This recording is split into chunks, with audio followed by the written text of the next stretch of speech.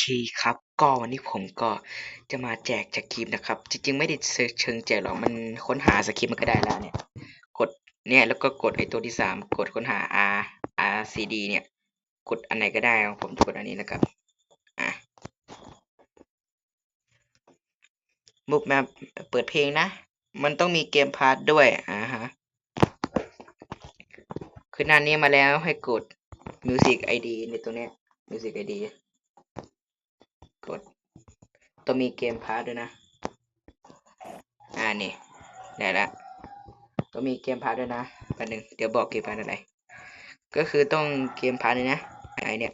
ปลดล็อกเพลงแล้วอันเนี้ยเกมพาร์ทเนี้ย79โลแค่นั้นแหละแล้วก็ใส่เพลงอะไรก็ได้นะครับเดี๋ยวผมจะลองใส่ให้ดูได้ไหมวะอันเนี้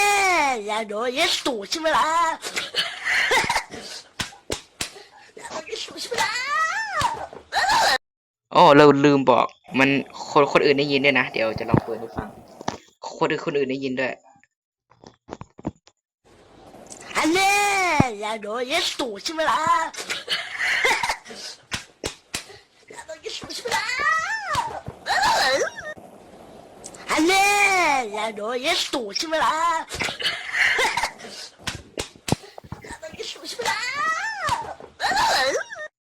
โอเคก็มีแค่นี้แหละบายบุย